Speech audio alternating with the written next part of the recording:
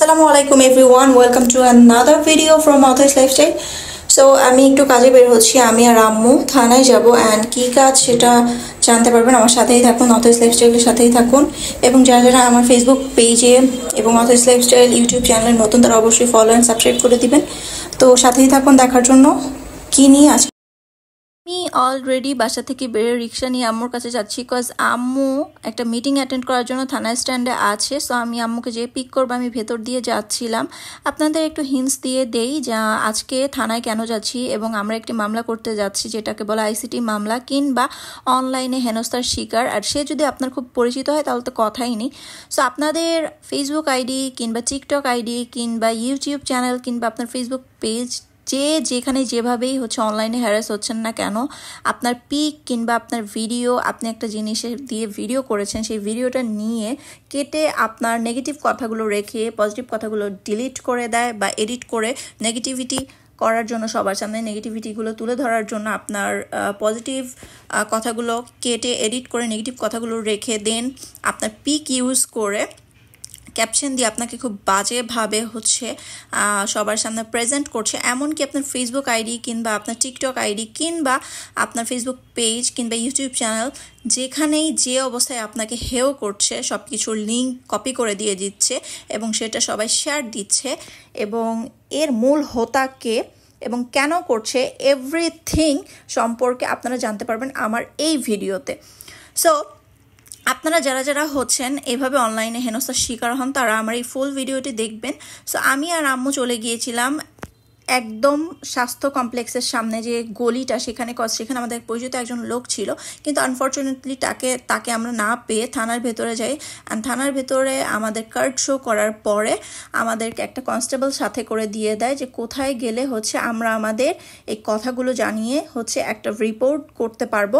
সেখানে আমরা যাওয়ার পর দেখলাম অনেক ভিড়, কিন্তু আমাদের সাথে কনস্টেবল থাকায় অ্যান্ড আমাদের পরিচয় পাওয়ার পরে আমাদের কাজটা খুব সহজ অ্যান্ড ইজি হয়েছে। অ্যান্ড আমাদের কাছ থেকে কোনোই টাকা নেয় না। সব জায়গায় লেখালেখি করতে গেলে টাকা নেয়, কিন্তু আমাদের কাছ থেকে কোনোই টাকা নেয়নি।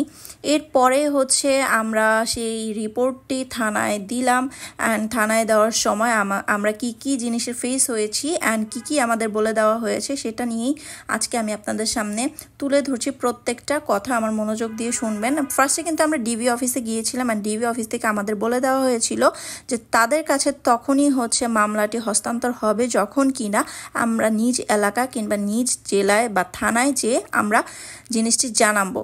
সো আমরা আমাদের কাজ করলাম ডিবির কথা মোতাবেক অ্যান্ড আমি বসেছিলাম। আম্মু যেই আমাদের কপিটি যেটা আমরা লিখে নিয়ে এসেছি সেটা দেখে এখন সুন্দর করে আমাদের মামলাটি তুলে ধরবে অ্যান্ড লেখালেখির মাধ্যমে এটি চলে যাবে ডিবি অফিসে অ্যান্ড দেন এটি সম্পর্কে বা এটি নিয়ে স্টেপ নেওয়া হবে।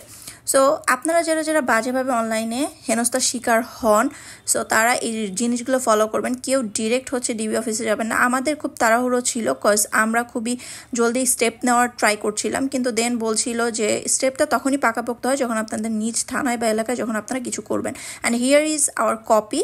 সো আমরা কপিটা নিয়ে নিলাম অ্যান্ড ফুল ডিটেলস কিছু প্রাইভেসির জন্য দেখানো হয়নি, সো ফুল ডিটেলসটা আর নাই দেখালাম। এরপরে আমি আর আম্মু চলে গিয়েছিলাম শপিংয়ে, কজ আমাদের মামলাটি একদম পারফেক্ট হয়েছে অ্যান্ড আমাদের মামলাটি কার্যকর হয়েছে।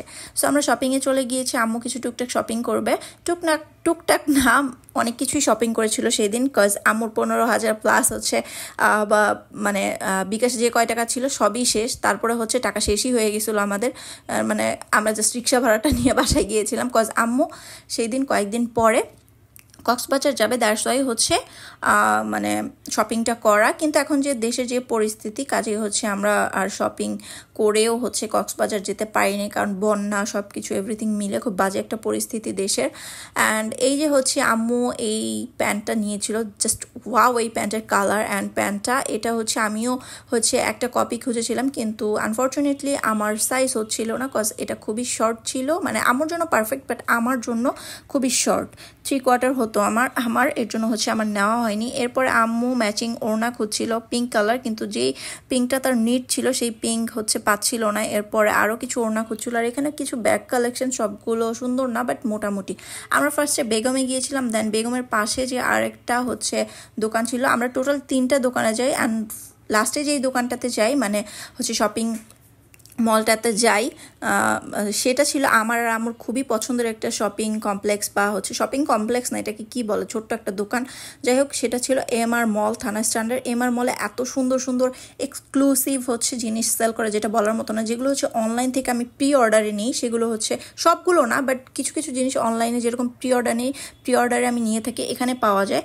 তো এখানে খুব বাচ্চাদের ইউনিক ইউনিক ছোট ব্যাগ, বড়দের থেকেও অনেক সুন্দর সুন্দর অনেক কিছু পাওয়া যায়, বড়দেরও পাওয়া যায় আর কি, বড়দের থেকেও বলেছি, সরি এভরিওয়ান। এরপরে আম্মু হচ্ছে লিপস্টিক কিনবে একটা নিউড কালার, দেন আম্মু সেটা হচ্ছে ট্রাই করছিল নিজের লিপসে দিয়ে।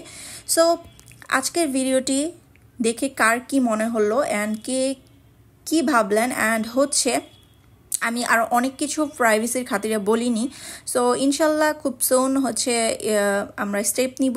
অ্যান্ড আজকে ভিডিওটি ছিল এই পর্যন্তই। সবাই ভালো থাকবেন, সুস্থ থাকবেন। কার কেমন লাগলো অবশ্যই কমেন্ট করে জানাবেন, এবং আপনাদের কোনো কোয়েশ্চেন থাকলে সেটাও জানাবেন। আল্লাহ হাফিজ।